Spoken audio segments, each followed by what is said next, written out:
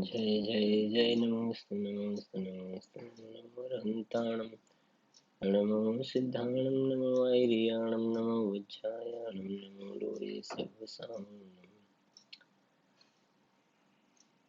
नमः समयसाराय स्वानुभूत्या चकासते चित्स्वभावाय भावाय सर्वभावान्तरच्छिदे तीन भुवन में सार वीतराग विज्ञानतां शिव स्वरूप शिवकार नमो त्रियोग समाहिते। अध्यात्म प्रेमी आत्मज्ञानी पंडित श्री दौलतराम जी द्वारा रचित छडाળા ગ્રંથમાં પાંચમી ઢાળ 12 ભાવના નિર્જરા ભાવના પાઠ કરીશું।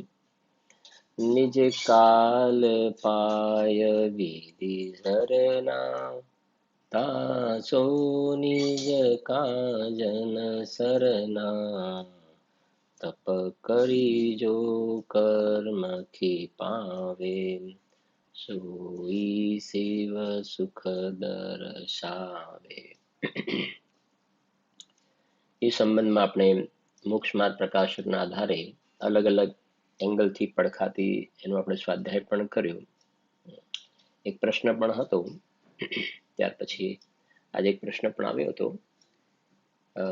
કાલે જે વાત થઈ ને 16મા સ્વર્ગ સુધી જવાની શ્રાવકની ચોથા પાંચમા વાળા દ્રવ્યલિંગી મુનિરાજ 9મી ગ્રેવ 1 સુધી અને ભાવલિંગી એની ઉપર પણ જાય।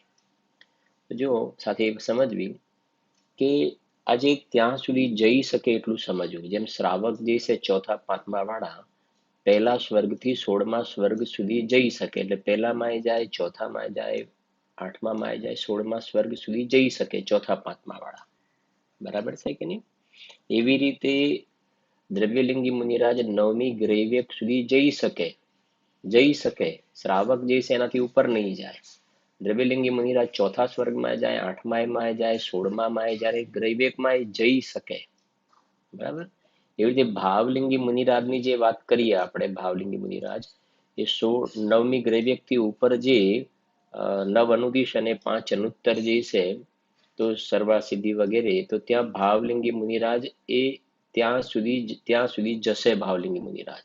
પણ એ ભાવલિંગી મુનિરાજ ચોથા સ્વર્ગમાં જાય, 8મામાં જાય, 16મામાં જાય, ગ્રેવ 1માં જાય અને એની ઉપર પણ જાય। પણ મેક્સિમમ ભાવલિંગી મુનિરાજની રેન્જ જે છે 9મી ગ્રેવ 1 ની ઉપર પણ ભાવલિંગી મુનિરાજને ગ્રીન સિગ્નલ છે, નીચે પણ જાય જેવા પરિણામોની સ્થિતિ છે ને એ પ્રમાણે।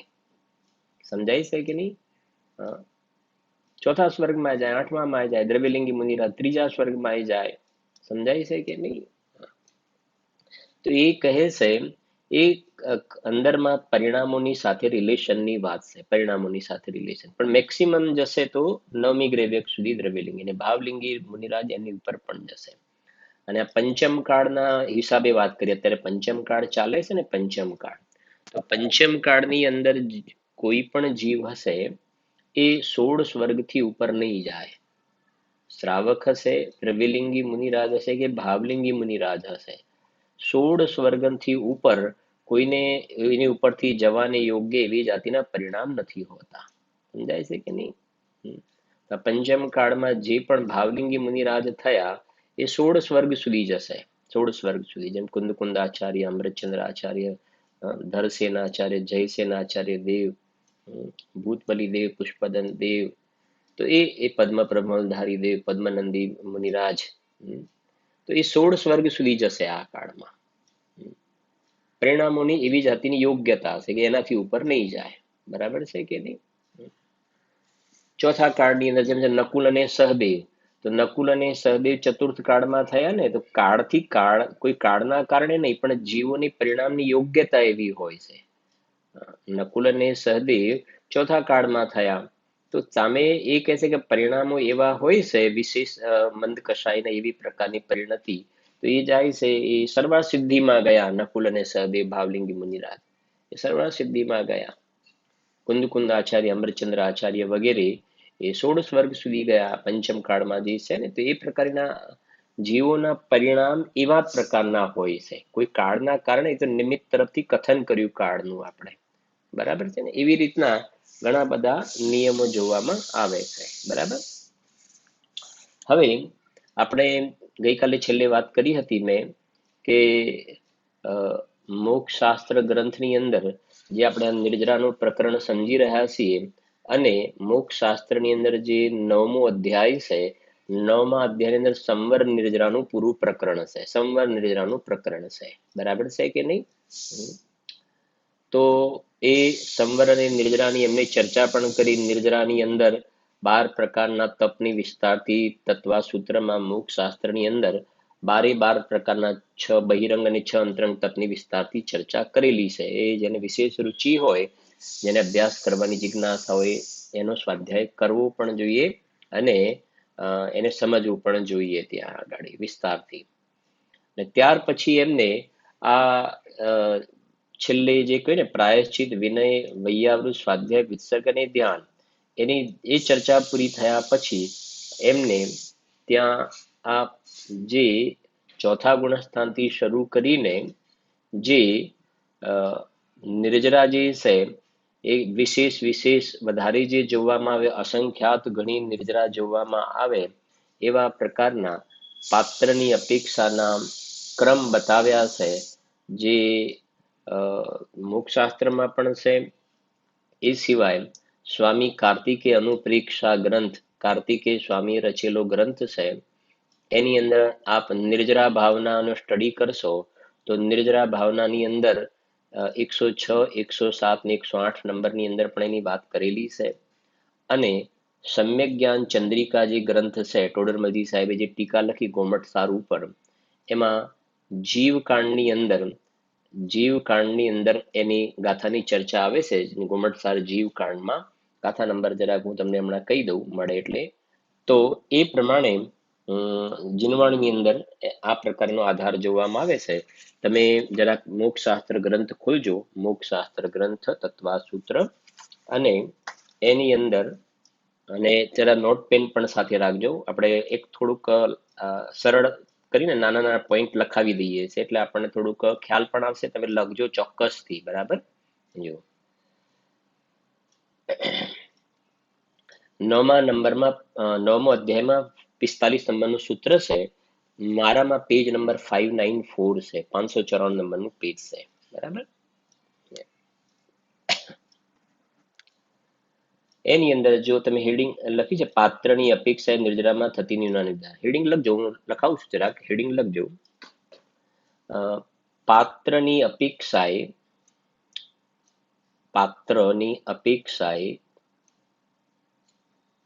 નિર્જરામાં થતી, બહુ અગત્યનો ટોપિક છે, ખાસ સમજવા જેવું છે. એટલે આપણે શું આ સવિપાક અવિપાક નિર્જરાનું પછી આપણે પેલું મેં કહ્યું ને બૃહદ દ્રવ્ય સંગ્રહનો રેફરન્સ લઈને આપણે સમજવું છે થોડું, તો જલ્દી ખ્યાલ પણ આવી જશે આખી વાત.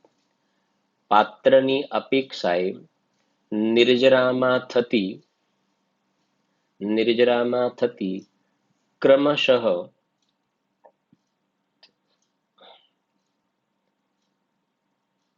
અસંખ્યાત ગણી વૃદ્ધિ.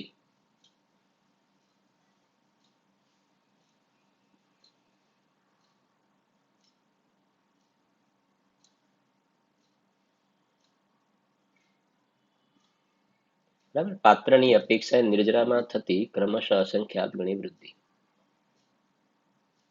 કૌંસમાં લખી દેજો, આયુ કર્મ સિવાય. હવે જો એમાં સૂત્ર આપણે જરાક બોલી દઈએ છે. સૂત્ર અહીંયા 10 પ્રકારના એવા પાત્ર જીવ બતાવ્યા છે, 10 પ્રકારના, કે એક કરતા એક પછી આગળ વધીએ ને તો અસંખ્યાત ગણી નિર્જરા એમને જોવામાં આવે છે. બરાબર? જો સૂત્ર વાંચીએ છીએ, સમ્યક દ્રષ્ટિ, શ્રાવક, વિરત, અનંત વિયોજક, દર્શન મોહ, ક્ષપક, ઉપશમક, ઉપશમક, પછી ઉપશાંત મોહ, ક્ષપક, ક્ષીણ મોહ, જિનાહા, પછી ક્રમશઃ, પછી મારી ગયું છે ક્રમશઃ, ને ક્રમશઃ, મારામાં મ છપાયું નથી, ક્રમશઃ અસંખ્ય ગુણ નિર્જરા, અસંખ્યાત ગુણી નિર્જરા, ક્રમશઃ. બરાબર, ફરી વાંચીએ સૂત્ર. સમ્યક દ્રષ્ટિ, જો અર્થ જુઓ તમે, અર્થ એટલે ફરી સૂત્ર વાંચી લઈશું. સમ્યક દ્રષ્ટિ પછી શ્રાવક પછી વિરતિ, ત્રણ થઈ ગયા. સમ્યક દ્રષ્ટિ, શ્રાવક, વિરતિ, પછી અનંત વિયોજક, પછી દર્શન મોહ ક્ષપક, 3 ને 2 5 થઈ ગયા. પછી ઉપશમક ઉપશાંત મોહ 6, પછી ક્ષપક ક્ષીણ મોહ 7. બરાબર, ઉપશમક અને ઉપશાંત મોહ 2 લઈ લેવાના. 3 ને 2 5, ઉપશમક ઉપશાંત મોહ 7, ક્ષપક અને ક્ષીણ મોહ 9, પછી જીના 10. એ પ્રમાણે અહીંયા 10 સ્ટેપ બતાવ્યા છે. પછી આપણે એની અંદર થોડુંક સમજીને આગળ લખતા જઈએ છીએ. જોઈએ હવે અર્થ પણ વાંચી લઈએ એનો ગુજરાતીમાં. સમ્યક દ્રષ્ટિ પછી પંચમ ગુણસ્થાન વર્તી શ્રાવક, એનાથી એક આગળ સ્ટેપ. પછી વિરત મુનિ એટલે મહાવ્રતી મુનિરાજ, પછી અનંતાનુબંધીનું વિસંયોજન કરનાર, પછી દર્શન મોહનો ક્ષય કરનાર, પછી ઉપસમ શ્રેણી માંડનાર, પછી ઉપશાંત મોહ, પછી ક્ષપક શ્રેણી માંડનાર, પછી ક્ષીણ મોહ, અને જીના એટલે જીનેન્દ્ર ભગવાન, એ સર્વને અંતર્મુહૂર્ત, એ સર્વને ને કે આયુ કર્મને છોડીને પ્રતિ સમય ક્રમથી અસંખ્યાત ગુણી નિર્જરા થાય છે. ક્રમથી અસંખ્યાત ગુણી નિર્જરા થાય છે. ક્રમ બતાવ્યું છે. જુઓ, સમજો પેલા કે પછી લખીએ છીએ આપણે, સમજતા જઈએ થોડું થોડું સાથે સાથે. પહેલા નંબરમાં જે છે એ લખ્યું સમ્યક દ્રષ્ટિ. બરાબર, પછી સૂત્ર પણ આપણને ખ્યાલ પણ આવી જશે. સમ્યક દ્રષ્ટિ, તો સમ્યક દ્રષ્ટિ જે ચોથા ગુણસ્થાન વાળા સમ્યક દ્રષ્ટિ છે, એમને જે અસંખ્યાત ગુણી નિર્જરા થાય છે, કર્મોની નિર્જરા, મોક્ષ માર્ગ વાળી નિર્જરા, અસંખ્યાત ગુણી નિર્જરા. એના કરતા વધારે નિર્જરા કોને? તો તરત જ આવી ગયું પંચમ ગુણસ્થાન વર્તી જીવ. તો પહેલું તમે લખી દો, નંબર 1 સમ્યક દ્રષ્ટિ, ચતુર્થ ગુણસ્થાન લખી દો. સમ્યક દ્રષ્ટિ પછી ડેશ કરીને ચોથું ગુણસ્થાન. બરાબર, પછી નંબર 2 કરીને દેશવ્રતી શ્રાવક, દેશવ્રતી શ્રાવક, દેશવ્રતી શ્રાવક.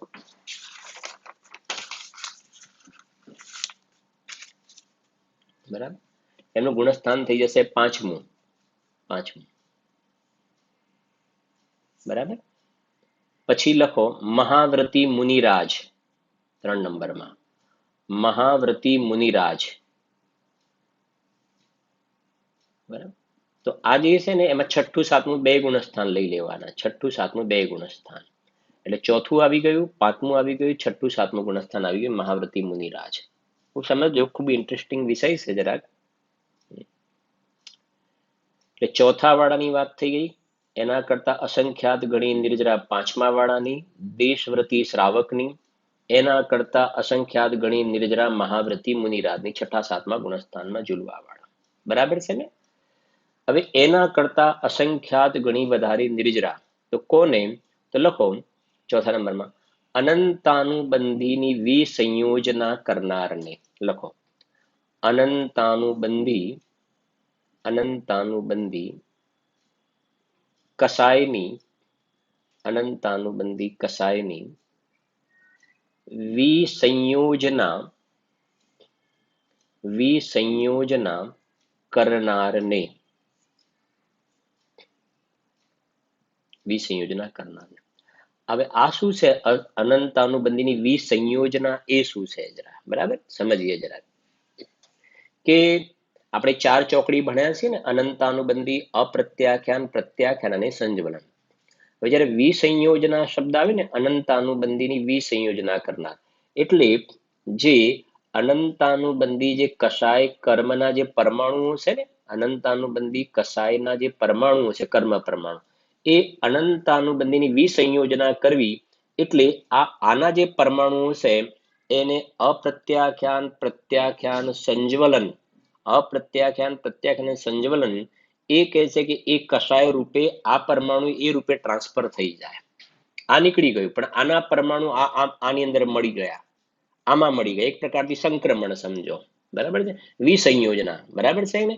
તો એ આ પરમાણુઓ આની અંદર ટ્રાન્સફર થઈ ગયા, એટલે આ ન રહ્યું, હવે વિસંયોજના થઈ ગઈ એની, બરાબર. શેના રૂપે? કે અપ્રત્યાખ્યાન, પ્રત્યાખ્યાન ને સંજ્વલન, એ 12 કષાય અને પેલી નવનો કષાય પણ આવે છે, બરાબર. નવનો કષાય પણ ઉભી રહી ને, તો એ કહે છે કે એ રૂપે આ અનંતાનુબંધી કસાયના પરમાણુનું ટ્રાન્સફર થઈ જવું ત્યાં, એને વિસંયોજના કહેવાય, બરાબર. તો ચોથા નંબરમાં આ અનંતાનુબંધીની વિસંયોજના કરનારને અસંખ્યાત ગણી નિર્જરા કર્મોની. કૌંસમાં લખજો, એમાં કૌંસમાં ચોથાથી સાતમા ગુણસ્થાનમાં, ચોથાથી સાતમા ગુણસ્થાનમાં, બરાબર. આ વિસંયોજના કરવા વાળું છે ને, ચોથા, પાંચમા, છઠ્ઠા, સાતમામાં ગમે ત્યારે વિસંયોજના કરે. ચોથા, પાંચમા, છઠ્ઠા, સાતમામાં ગમે ત્યારે વિસંયોજના કરે, બરાબર. પછી પાંચમા નંબરમાં લખો, દર્શન મોહની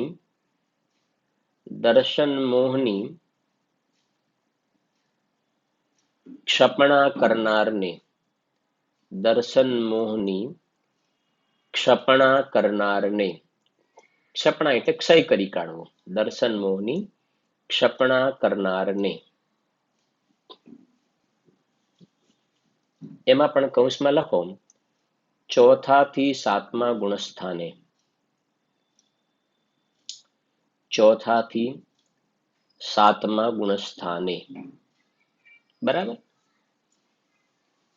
હવે જરા સમજો જરા, આ દર્શન મોહની ક્ષપણા, આ ઉપર આવ્યું અનંતાનુબંધીની વિસંયોજના, અને હવે આવ્યું દર્શન મોહની ક્ષપણા, એટલે દર્શન મોહ કર્મ છે ને, જીવને અહીંયા મિથ્યાત્વના પરિણામ છે, તો સામે દર્શન મોહ કર્મ છે કે નહીં? ત્યાં આગળ દર્શન મોહનો ઉદય છે, ઉદય છે.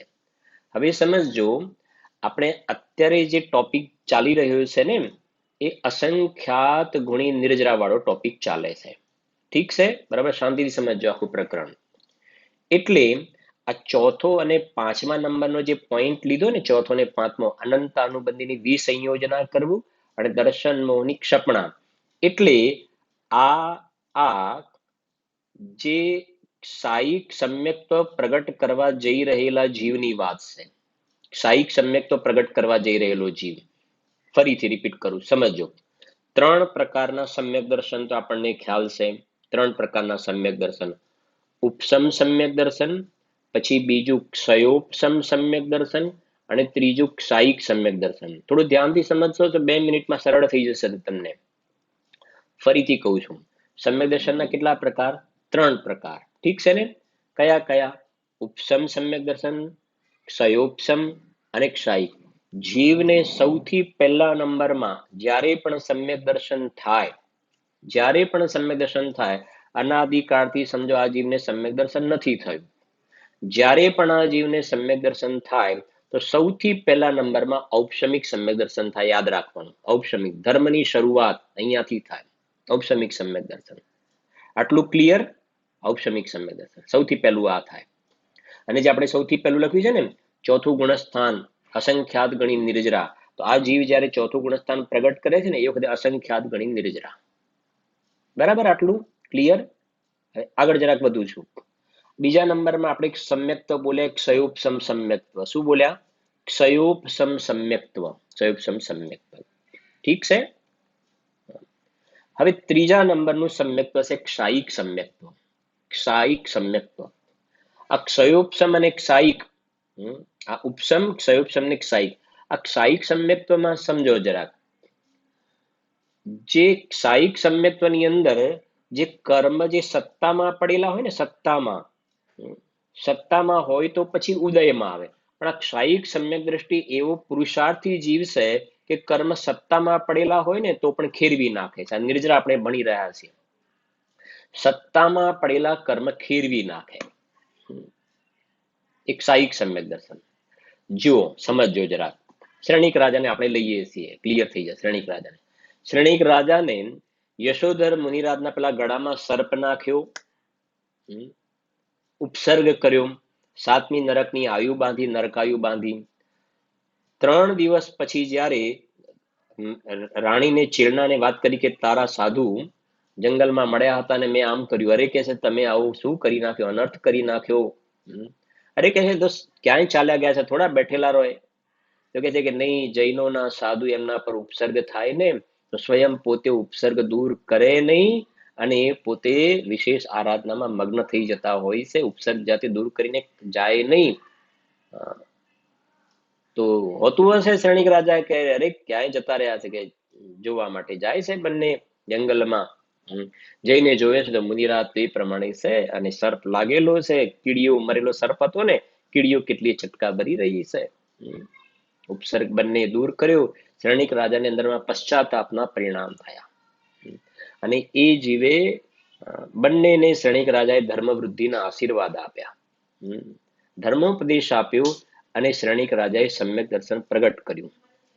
એ શ્રેણિક રાજાએ જે સમ્યક દર્શન પ્રગટ કર્યું ને એ ઔપસમિક સમ્યક દર્શન, કેમ કે પહેલા તો ગ્રહિત મિથ્યા દ્રષ્ટિ હતા. તો એ જે સમ્યક દર્શન પ્રગટ થયું એ ઔપસમિક સમ્યકથી ધર્મની શરૂઆત થઈ.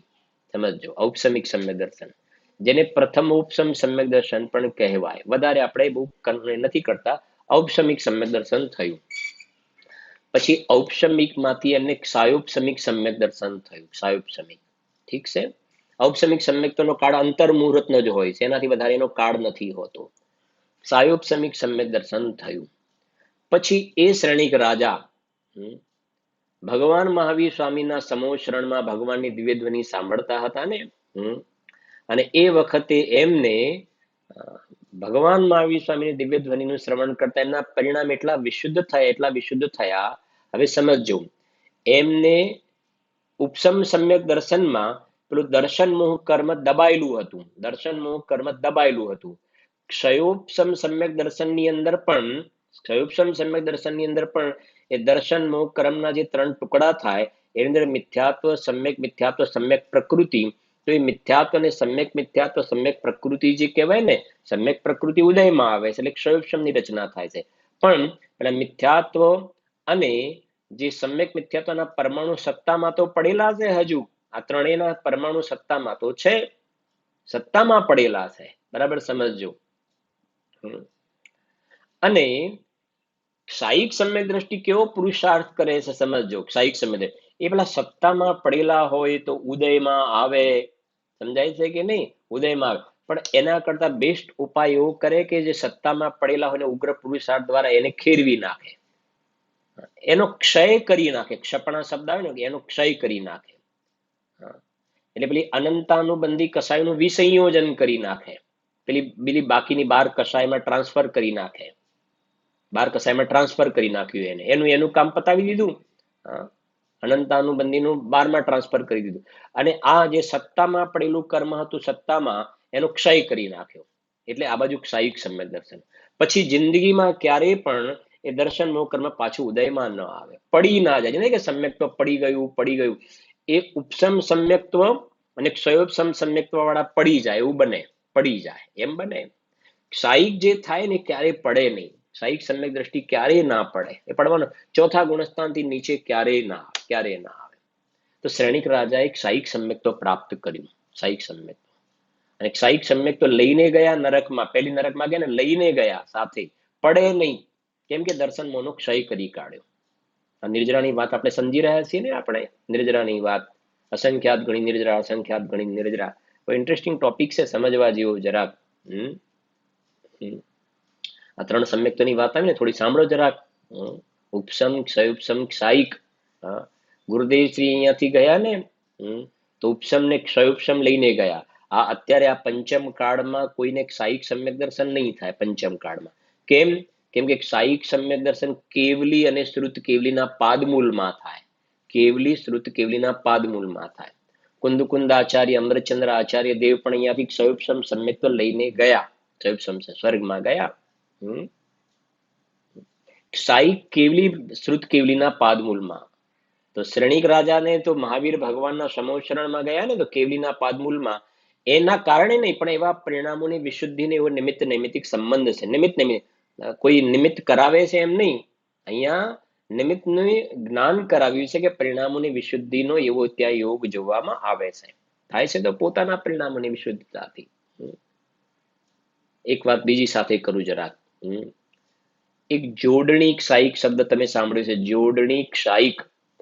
જોડણીક સાહિક એટલે શું? જોડણીક સાહિક જલ્દી સમજો કે આ સાહિક સમ્યક તો થાય ને, સાહિક એક ક્ષયોપશમમાંથી જ સાહિક થાય, ઉપશમમાંથી ડાયરેક્ટ સાહિક નહીં થાય. ક્ષયોપશમ વાળું જ સાહિક પ્રગટ કરશે, ક્ષયોપશમ વાળું સાહિક પ્રગટ કરશે. હવે આ ક્ષયોપશમ, આ ઉપશમ વાળો પડી જાય તો મિથ્યા દ્રષ્ટિ થઈ જાય, ક્ષયોપશમ વાળો પડી જાય તો મિથ્યા દ્રષ્ટિ થઈ જાય, અને ચડે તો સાહિક કરે, ચડે તો સાહિક કરે, પડી જાય ને, પડી જાય તો મિથ્યા દ્રષ્ટિ થઈ જાય. બીજા આપણે ગુરુદેવ ને કે પડવાની વાત નહીં કરવી, પડવાની વાત નહીં કરવી, સમજાય છે કે નહીં? ગુણસ્થાન પડવાની વાત નહીં કરવી. એ સિવાય ગાડી સમ્યક્તમાં પણ પડવાની વાત નહીં, ચડવાની વાત કરવાની. ફરીથી ઉપશમ ક્ષયોપશમ છૂટી જાય, સાહિક છૂટવાનો પ્રશ્ન નથી, અને છૂટી જાય એટલે પાછું જે મિથ્યા દ્રષ્ટિ થઈ જાય. પણ એક વાત સમજવાનું, હવે કોઈને ત્યાં પાછા મિથ્યા દ્રષ્ટિ થઈ જાય તો આ બધી મહેનત શું કામ કરવાની પાછી? પણ એક વાત સમજવાની કે એક વખતે સમ્યક દર્શન થયું ને અને છૂટી જાય અને મિથ્યા દ્રષ્ટિ જીવ થઈ જાય, પણ પાછો જીવ ફરીથી અલ્પકાળમાં સમ્યક દર્શન પ્રાપ્ત કરીને મોક્ષમાં ચાલ્યો જશે, મોક્ષમાં ચાલ્યો જાય ફિક્સ ગેરંટીથી. અલ્પકાળમાં ફરી કરી લેશે. અને મેક્સિમમ એનો ઉત્કૃષ્ટ કાળ કયો? કિંચિત ન્યૂન અર્ધ પુદ્ગલ પરાવર્તન, કિંચિત ન્યૂન અર્ધ પુદ્ગલ પરાવર્તનમાં મોક્ષમાં પધારી જશે, ચાલે જશે મોક્ષની અંદર, ફરીથી પ્રાપ્ત કરી લેશે.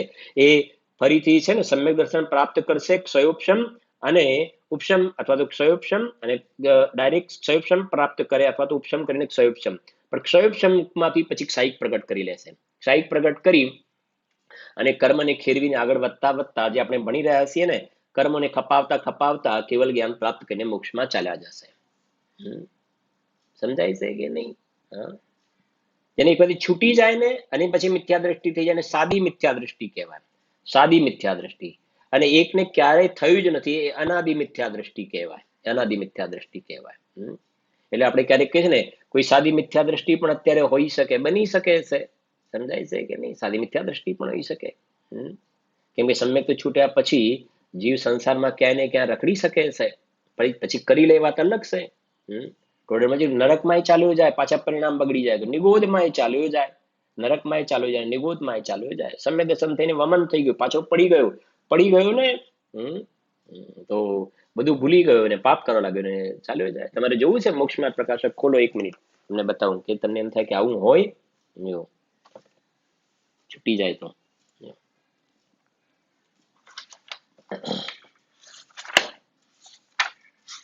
અધિકાર 7મો, તમને ખ્યાલ પણ આવે છે ને મોક્ષ માર્ગ પ્રકાશક રોજ એક વખતે આપણે ટચ કરવું, અને ઉપયોગિતા પણ ખ્યાલ આવે છે ને. ગુરુદેવના અત્યારના રોજ પ્રવચનમાં, એક પ્રવચનમાં 2 થી 3 વાર મોક્ષ માર્ગ પ્રકાશકને ગુરુદેવજી યાદ કરે છે. જો બધું મોક્ષ માર્ગ પ્રકાશકમાં ગુરુદેવ કહ્યું કે એમ કેટલું બધા કે કેટલાય શાસ્ત્રોનો, મહાન મોટા શાસ્ત્રોનો સાર આની અંદર ભરેલો છે. આજના પ્રવચનમાં આવ્યું ને, આજના પ્રવચનમાં આવ્યું, ગુરુદેવ યાદ કર્યા જો ટોડરમલજીને. પછી અહીંયા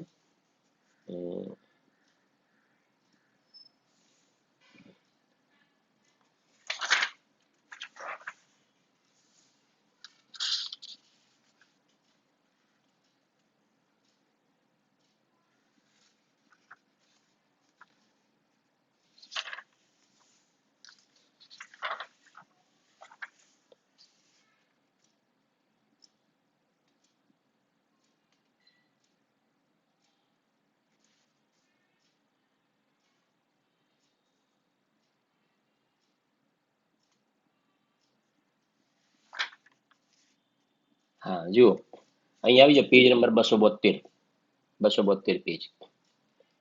અધિકાર પૂરો થાય છે ને આગળનું પેજ છે, સાંભળજો. વળી એ સાદી મિથ્યા દ્રષ્ટિને, હવે ખ્યાલ આવ્યો ને, સાદી મિથ્યા દ્રષ્ટિ એટલે સમ્યક દર્શન થઈને છૂટી ગયું. સાહિક સમ્યક દર્શન ના છૂટે, હવે ક્લિયર થઈ ગયું ને, ઉપશમ અને ક્ષયોપશમ છૂટી જાય કદાચ.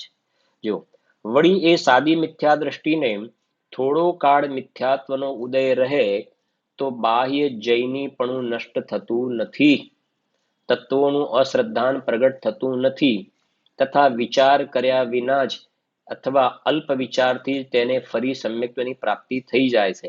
તથા જો ઘણો કાળ મિથ્યાત્વનો ઉદય રહે તો જેવી અનાદિ મિથ્યા દ્રષ્ટિની દશા હોય છે તેવી તેની પણ દશા થઈ જાય છે. ગ્રહિત મિથ્યાત્વને પણ તે ગ્રહણ કરે છે.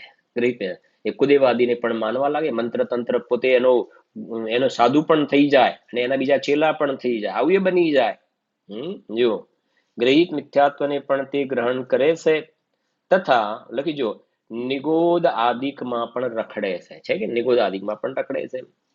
એનું કાંઈ પ્રમાણ નથી. ક્યાં ક્યાં રખડે ને, મતલબ એ પરિસ્થિતિ બની શકે છે. પણ એક વાત ચોક્કસ છે, જે કહ્યું ને કે એ જીવ ફરીથી પાછો સમ્યક્ત્વ પ્રાપ્ત કરી લેશે અને સાથે સમ્યક્ત્વ પ્રાપ્ત કર્યા પછી એક સાઈક પણ પ્રગટ કરીને મોક્ષમાં ચાલ્યો જશે. એ કન્ફર્મ છે. ઠીક છે કે નહીં? જુઓ એ કહ્યું ને ગુરુદેવ આજે જ ટોડરમલજીને ખૂબ યાદ કરે, 3 વાર મોક્ષમાં પ્રકાશકને યાદ કર્યું, 3 થી 4 વાર, અને બોલ્યા કે આની અંદર તો કેટલાય મોટા મહાન શાસ્ત્રોનો સાર આની અંદર ભરેલ છે. હા, બીજી પણ ઘણી વાતો હતી આજના પ્રવચનમાં, પછી જોઈશું કાલ પરમ દિવસે ગમે ત્યારે થોડું લઈશું. અત્યારે પહેલા આને થોડું સમજી લઈએ જરા. જો આટલે સુધી આપણે આવ્યા, બરાબર. પહેલી ચોથા ગુણસ્થાન વાળાની અસંખ્યાત ગણી નિર્જરા, પછી 5મા ગુણસ્થાન વર્તી દેશવ્રતી શ્રાવકને એના કરતા અસંખ્યાત ગણી નિર્જરા, પછી 6ઠા 7મા વાળા મહાવ્રતી મુનિરાજની એના કરતા અસંખ્યાત ગણી નિર્જરા, પછી અનંતાનુબંધીની વિસંયોજના કરવા વાળું જીવ, એટલે જે પેલી અનંત પ્રત્યાખ્યાન સંજ્વલન રૂપે એ એક પરમાણુ એમાં ટ્રાન્સફર કરી દીધા, બરાબર છે કે નહીં? અને પછી એના કરતા અસંખ્યાત ગણી નિર્જરા, એવા 3 કરણ ને બધું માણે છે, એમાં નથી જતા આપણે વધારે. પછી જે દર્શન મોહની ક્ષપણા કરવા વાળા, એટલે દર્શન મોહની જે સત્તામાં હતું ને, સત્તામાંથી ખેરવી નાખવું. જેમ પેલો તાવ બહુ જ આવ્યો હોય, બહુ તાવ આવ્યો હોય અને અર્જન્ટ મિટિંગ એટેન્ડ કરવાની છે, અથવા તો એક્ઝામ છે આપવી પડે, તો ડોક્ટર સાહેબ એક ઇન્જેક્શન આપી દો, હાલ મટી જાય કરી દો, હાલ મટી જાય ગમે તે રીતે કરી દો. તો શું કર્યું? તાવ દબાવ્યું. ત્યાં શું કર્યું? તાવ દબાવ્યું, એટલે ઉપશમમાં દબાવ્યું. સત્તામાં પડેલું છે, પાછો પછી 4 કલાક પછી પાછો તાવ ઉઠલો મારે. સમજાય છે કે નહીં? જ્યારે પેલો સત્તામાંથી કાઢી નાખવું, સમજાય છે કે નહીં? સત્તામાં પેલો કેન્સર બિલકુલ નીકળી જવો, ટોટલી કેન્સર નીકળી જવું, અને થોડું કંઈક રહી ગયો તો પાછો ફરીથી અંદર દેખાડો દે. સમજાય છે કે નહીં? એના માટે ઘણા દ્રષ્ટાંતો, જેમ સમજો કે તમે પેલા એક્ટિવા કે કાર લઈને જતા હો, તો એક્ટિવા લઈને તમે નીકળ્યા હશો અને 4 રસ્તા આવ્યા ને, તો 4 રસ્તા આવે તો તમે શું કર્યું કે એક્ટિવા આમ ચાલુ ને ચાલુ રાખ્યું, પણ આમ ઊભું રાખ્યું છે. આમ ચાલુ છે પણ આમ ઊભું છે, એટલે દબાયેલું છે. અને પાછું જેવું સિગ્નલ ખુલ્યું એ ફટ દઈને પાછા નીકળ્યા આપણે, બંધ નથી, એ દબાયેલું. સમજાય છે કે નહીં? તો ઉપશમની અંદર પેલો પ્રતિપક્ષી કર્મ, સમ્યક દર્શનનું પ્રતિપક્ષી કર્મ, એન્ટી કર્મ, સમ્યક દર્શન અહીંયા નથી થતું ને, બરાબર છે કે નહીં? હા, હવે થયું છે તો એ વખતે એમ જે પેલું પ્રતિપક્ષી કર્મ, સમ્યક દર્શનનું પ્રતિપક્ષી કર્મ દર્શનમાં, તો એ દબાયેલું છે. અને એ અંતર્મુખ કાળ થયો પછી જો ઉદયમાં આવ્યું આ બાજુ, અહીંયા તો જીવનો પુરુષાર્થ ઢીલો પડે તો પાછું જે મિથ્યા દ્રષ્ટિ થઈ જાય, અથવા એનો ક્ષયોપશમ થયો તો ક્ષયોપશમ સમ્યક દ્રષ્ટિ થયો, બરાબર છે કે નહીં? અને આ બંને છૂટી શકે છે. એટલે એક પેલી જોડણીક સાઈકની મને વાત યાદ આવી હતી. જોડણીક સાઈક સમજો. જોડણીક સાઈક એટલે મેં તમને કહ્યું ને, ઔપસમ ક્ષયોપસમ. હવે ક્ષયોપસમ વાળો સાઈક પણ કરે અને ક્ષયોપસમ વાળો પડી જાય તો મિથ્યા દ્રષ્ટિએ થઈ જાય. સાદી મિથ્યા દ્રષ્ટિ જે ભણ્યા ને. હવે જોડણીક સાઈકમાં સમયસાર ગ્રંથરાજની 38 નંબરની ગાથા તે લીધો છે ને, અનાદિનો અત્યંત અપ્રતિબુદ્ધ જીવ હતો, એકદમ મિથ્યા દ્રષ્ટિ હતો, અત્યંત અપ્રતિબુદ્ધ જીવ, અને એને શ્રી ગુરુની દેશ ના મળી. અહો, મને તો આ વાતની ખબર જ નથી. અત્યંત અપ્રતિબુદ્ધ જીવ હતો, સિંહનો જીવ, હરણનો શિકાર કરતો હતો, અને વાત મળી. સમજાય છે કે નહીં? ઇન્દ્રભૂતિ ગૌતમનો જીવ, ગ્રહિત મિથ્યા દ્રષ્ટિ, ભગવાનના સમશરણમાં જવું. તો અત્યંત અપ્રતિબુદ્ધ જીવ, અને એને શ્રી ગુરુની દેશના મળીને અને અંદરમાં સમ્યક્ત્વ પ્રાપ્ત કર્યું. ઉપશમ ક્ષયોપશમ સમ્યક્ત્વ પ્રાપ્ત કરી. હવે સમજો, ક્ષયોપશમ સમ્યક્ત્વ પ્રાપ્ત કર્યા પછી 38 નંબરની ગાથામાં એવો જીવ લીધો છે, 38 ગાથામાં, કે અમને આજે ક્ષયોપશમમાંથી જોડાણ થાય તો ક્ષાયિક સાથે, પડે તો મિથ્યા દ્રષ્ટિ, પણ એ કહે છે કે અમને થયું પણ અમે પડવા વાળા નથી, પડવા વાળા નથી અમે. ત્યાં વાત કરી છે કે પણ આ તો પંચમ કાળ છે. સાંભળજો, આ શાસ્ત્ર તો પંચમ કાળમાં લખાયું ને, અને તો પંચમ આરાની વાત છે ને, પંચમ કાળમાં કોઈને સાઈક સમ્યક દર્શન તો થાય નહીં, થાય નહીં. અને તમે કહો છો કે અમને જે સમ્યક દર્શન થયું અમે પડવા વાળા નથી, અમને જે ક્ષયોપશમ સમ્યક દર્શન થયું અમારું પડવા વાળું નથી, કેમ કે પડે તો મિથ્યા દ્રષ્ટિ થઈ જાય, અથવા તો ક્ષાયિક સમ્યક તો થાય. તો એ જીવ અંદરમાં એવી પાવરફુલ બોલે છે ને, અનાદિનો અત્યંત અપ્રતિબુદ્ધ હતો, પણ કે હવે હું અપ્રતિહત ભાવે ઉપડ્યો છું. અપ્રતિહત ભાવે એટલે અમે પડવા વાળા નથી, પડવા વાળા નથી. અમને આ જે ક્ષયોપશમ છે ને, અમને ખબર છે કે અત્યારે ક્ષાયિક નથી થતું, કોઈ કેવલી શ્રુત કેવલીના દર્શન નથી. અમારો એવો પુરુષાર્થ નથી ક્ષાયિકને યોગ્ય, બહારમાં નિમિત્ત પણ નથી, પણ અમે વિશ્વાસ છે કે આ અમને ક્ષયોપશમ છે ને, અમે અહીંયાથી જઈશું સ્વર્ગમાં. સમજો, અહીંયાથી જઈશું સ્વર્ગમાં, અને સ્વર્ગમાંથી અહીંયા આવીને મનુષ્ય થઈશું ને, મનુષ્ય થઈ, અને કેમ કે ક્ષાયિક સમ્યક્ત્વ કર્મભૂમિના મનુષ્યને થાય, દેવોને ના થાય. ક્ષાયિક સમ્યક્ત્વ પ્રારંભ અહીંયા થાય, પ્રારંભ જે શરૂઆત જે છે ને ક્ષાયિક સમ્યક્ત્વનો પ્રારંભ કર્મભૂમિના મનુષ્યને થાય. તો એ દેવોને થાય નહીં, તો કહે છે કે અહીંયાથી ક્ષયોપશમ લઈને દેવમાં જઈશું, ત્યાંથી અમે કર્મભૂમિના મનુષ્ય બનીશું, અને ક્ષાયિક સમ્યક્ત્વને પ્રાપ્ત કરીશું. એનો મતલબ અમારું ક્ષયોપશમ સમ્યક્ત્વ ક્ષાયિક સાથે જોડાવા વાળું છે, એનું નામ જોડણી ક્ષાયિક. ક્ષયોપશમ સમ્યક્ત્વનું કનેક્શન ક્ષાયિક સાથે થવા વાળું છે, ક્ષાયિક સાથેનું અટેચમેન્ટ. મિથ્યાત્વ સાથે અમે પડવા વાળા નથી, અમે વધવા વાળા, ચડવા, એનું નામ જોડણી ક્ષાયિક. પૂજ્ય બેનશ્રીના બોલમાં આવે છે ને, ગુરુદેવશ્રીના પ્રવચનમાં સ્પષ્ટ આવે છે ક્યારેક, જો તમને ખ્યાલ હોય, જોડણી અને જોડણી ક્ષાયિક કહેવાય. એવા પ્રકારની ગુણવત્તા વાળો શ્રોતા લીધેલો છે, જોડણી ક્ષાયિક.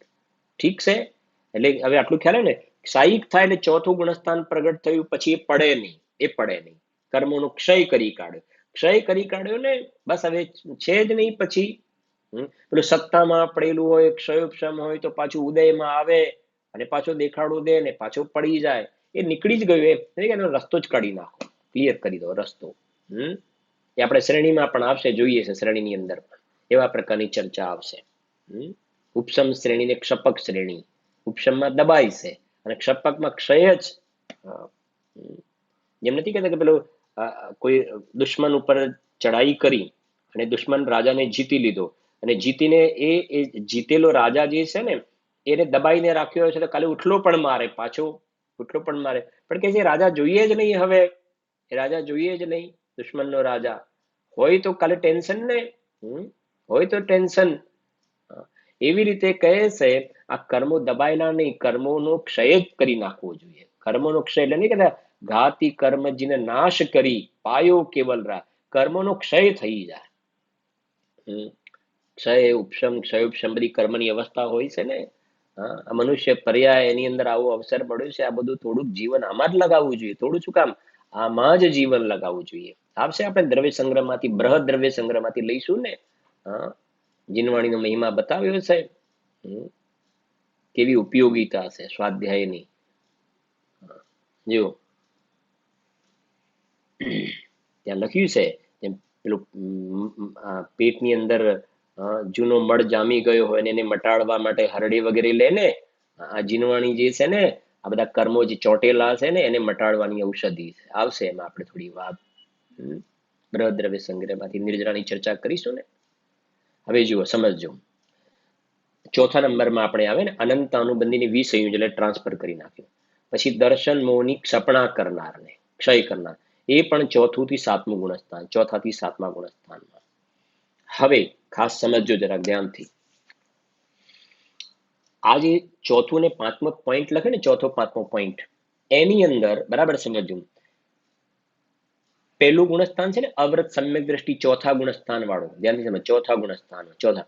હવે ચોથા ગુણસ્થાન વાળો, બરાબર, એને સાયુપશમિક સમ્યક દ્રષ્ટિ છે ચોથા વાળો, બરાબર. અને એ ચોથા ગુણસ્થાનમાં જો અનંતાનું, કેમ કે કૌંસમાં લખ્યું ચોથા થી સાતમા ગુણસ્થાન, ચોથો થી સાતમા ગુણ.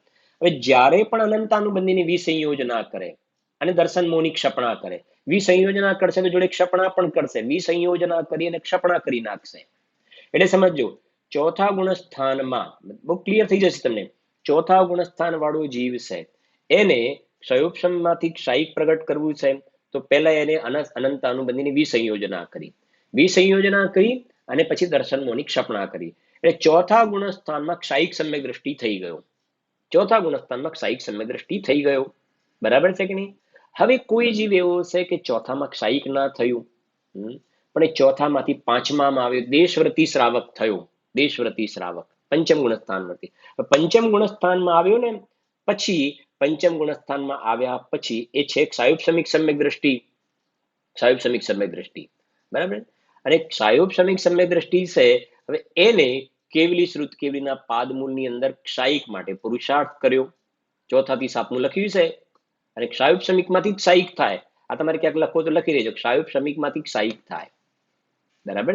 અને ચોથાથી સાતમા સુધી ક્ષાયુપશમિક સમ્યક્ત હોય. ચોથું, પાંચમું, છઠ્ઠું અને સાતમામાં ક્ષાયુપશમિક સમ્યક્ત જોવામાં આવે. બરાબર. હવે આ પાંચમા ગુણસ્થાન વાળો જીવ છે, બરાબર છે ને. ચોથામાં ના થયું ક્ષાયિક, તો એના કરતા પાંચમામાં આવ્યો તો અસંખ્યાત ગણી નિર્જરા થઈ. અસંખ્યાત ગણી નિર્જરા. અને પાંચમા ગુણસ્થાનમાં આવીને એ જીવે અનંત અનુબંધીની વિસંયોજના પણ કરી. તો પાછી એ અસંખ્યાત ગણી નિર્જરા થઈ. પાછું એને દર્શન મોની ક્ષપણા કરી, તો પાછી અસંખ્યાત ગણી નિર્જરા થઈ. એટલે પાંચમા ગુણસ્થાનમાં બીજા બે કામ વધારે થયા અસંખ્યાત ગુણી નિર્જરાના. એક તો અનંતાનુબંધીની વિસંયોજના કરી અને દર્શન મોની ક્ષપણા કરી. એટલે પાંચમા ગુણસ્થાનમાં એ પંચમ ગુણસ્થાન વરથી દેશવ્રતિ ક્ષાયિક સમ્યક દ્રષ્ટિ. એટલે ચોથા વાળું ક્ષાયિક સમ્યક દ્રષ્ટિ હતું, ચોથામાં ના થયું તો પાંચમામાં કર્યું. બરાબર છે. અને સમજો પાંચમા ગુણસ્થાનમાં ક્ષાયિક સમ્યક તો ના થયું પંચમ ગુણસ્થાનમાં. ઠીક છે ને. જેમ સમજો કે કોઈ પેલા સ્વયંભૂ રમણ સમુદ્રમાં પેલા મહામચ્છ છે, મહામચ્છ. હવે ત્યાં એ વખતે ગયા પછી એમને સમ્યક દર્શન થયું. દર્શન થયું તો ક્ષાયુપશમિક સમ્યક્ત્વ છે એમની પાસે. અને ગુણસ્થાન પાંચમું છે, પાંચમું ગુણસ્થાન છે, ક્ષયુપશમ સમ્યક્ત્વ છે. હવે એ તો પાંચમું જ ગુણસ્થાન છે. હવે એમને ક્યાં કેવલી શ્રુત કેવલીનું પાદમૂલ અને એવી જાતિની ક્ષાયિકને યોગ્ય વિશુદ્ધતા નથી પાંચમા ગુણસ્થાનમાં. બરાબર છે કે નહીં? પણ કોઈ પંચમ ગુણસ્થાન વર્તી જીવ ભગવાનના સમો શરણમાં છે. તિર્યંચો પાંચમા ભગવાનના 12 પ્રકારના કોઠામાં તિર્યંચનો પણ કોઠો છે કે નહીં? તો બોલે સ્વયંભૂ રમણ સમુદ્રમાં પંચમ ગુણસ્થાન વાળો છે ને, એક ક્ષાયુપશમિક જોવામાં આવશે. પાંચમું ગુણસ્થાન એક ક્ષાયુપશમિક સમ્યક દ્રષ્ટિ, ક્ષાયિક નહીં પ્રગટ કરી શકે ને. એને પેલી અનંતાનુબંધીની વિસંયોજના દર્શન મુનિ ક્ષપણા નહીં કરે. હવે સમજો કે એ જીવ જે છે ભગવાનના સમશરણમાં આવ્યો દેહ છૂટ્યા પછી, અથવા તો સમશરણમાં તિર્યંચની અંદર કોઠામાં છે પાંચમા ગુણ. મનુષ્યના કોઠાની અંદર પણ પંચમ ગુણસ્થાન વર્તી જીવ તો હોય ને. તો આપણે તો તિર્યંચની થોડી વાત કરીએ મુખ્યતાથી આપણે, બાકી મનુષ્યના કોઠામાં પણ છે. હવે એ પંચમ ગુણસ્થાન વર્તી કેવલી શ્રુત કેવલીના પાદમૂલમાં એ એમની પાસે ક્ષયોપશમ સમ્યક્ત્વ છે, તો અનંતાનુબંધીની વિસંયોજના કરી અને પછી દર્શન મોની ક્ષપણા કરી. તો એ પાછી અસંખ્યાત ગણી નિર્જરા એમ. બરાબર છે કે નહીં? હવે કોઈને ચોથામાં ક્ષાયિક ના થયું, પાંચમામાં પણ ક્ષાયિક ના થયું, અને પાંચમા ગુણસ્થાનમાં ક્ષયોપશમ વાળા હોય ને, કાલે ભણા પંચમ ગુણસ્થાન વાળા જે છે એ 16મા સ્વર્ગ સુધી જાય. કાલે પણ જોયું હતું ને આપણે, ક્ષયોપશમ સમ્યક્ત્વ છે. બરાબર છે. ગુણસ્થાન પાંચમું છે. બની શકે. ક્ષાયિક ના થયું તો ન થયું. પછી એ જીવ છે એમને જ્યારે મુનિ દીક્ષા અંગીકાર કરી, છઠ્ઠું સાતમું ગુણસ્થાન છે. છઠ્ઠું સાતમું ગુણસ્થાન. તો એ છઠ્ઠા સાતમા ગુણસ્થાનમાં મહાવ્રતી મુનિરાજ જે છે એમને એ છઠ્ઠા ગુણસ્થાનમાં છે ને, તો એ વખતે એમને અનંતાનુબંધીની વિસંયોજના કરી. અને પછી દર્શન મોહનો ક્ષપણા પણ કરી નાખી. તો ક્ષાયિક સમ્યક દ્રષ્ટિ થઈ ગયા. તો એ કહે છે કે એ અસંખ્યાત ગણી નિર્જરા. એવી રીતે સાતમા ગુણસ્થાનમાં પણ એમને કામ કર્યું. સાતમા ગુણસ્થાનની અંદર ચોથાથી સાતમું ગુણસ્થાન. સાતમા ગુણસ્થાનમાં એમને કામ કર્યું. છઠ્ઠામાં ન થયું, છઠ્ઠામાં ક્ષયોપશમ સમ્યક્ત્વ રહ્યું. સાતમાની અંદર શુદ્ધોપયોગમાં છે. શુદ્ધોપયોગમાં એ જ વખતે સમજો સમવસરણમાં ભગવાનની દિવ્ય ધ્વનિ કરે છે, મુનિરાજના કોઠા છે, અને ભગવાનની વાણી સાંભળીને છઠ્ઠા સાતમા ગુણસ્થાન સાતમા ગુણસ્થાનમાં છે, પરિણામે એમાં વિશુદ્ધ બન્યા, અનંતાનુબંધીની વિસંયોજના કરી, અસંખ્યાત ગણી નિરજરા, અને પછી એમને દર્શન મોની ક્ષપણા પણ કરી, ક્ષાયિક સમ્યક દ્રષ્ટિ થઈ ગયા, ક્ષાયિક સમ્યક દ્રષ્ટિ થઈ ગયા. તો એ હવે જો મુનિરાજ જે છે ને, મુનિરાજ, તો મુનિરાજ છઠ્ઠા સાતમા ગુણસ્થાન વાળા મુનિરાજમાં કોઈ મુનિરાજ ક્ષાયોપસમિક સમ્યક દ્રષ્ટિ પણ હોય, કોઈ ક્ષાયિક સમ્યક દ્રષ્ટિ પણ હોય. એમાં આપણે કુંદ આચાર્ય, અમૃતચંદ્ર આચાર્ય વગેરે પંચમ ગુણસ્થાનમાં તો ક્ષયોપસમ જ હોય છે, ક્ષાયિકનો તો પ્રશ્ન જ નથી હોતો, તો ક્ષયોપસમિક સમ્યક દ્રષ્ટિ. અને પછી જ્યારે એ અનંતાનુબંધીની વિસંયોજના કરે અને પછી દર્શન મોની ક્ષપણા કરે, તો એ વખતે અસંખ્યાત ગણી નિર્જરા, પછી એના કરતા પણ અસંખ્યાત ગણી નિર્જરા, આવી રીતે જે વિશુદ્ધતા એના બળે નિર્જરા થતી જોવામાં આવે છે. એની આપણે વિસ્તારથી હજુ જે ચર્ચા છે એ આપણે આવતીકાલના સ્વાધ્યાયની અંદર પણ એની થોડી આગળના જે પોઈન્ટ હવે શ્રેણીવાળા આવે છે એની ચર્ચા આપણે આવતીકાલના સ્વાધ્યાયમાં કરીશું.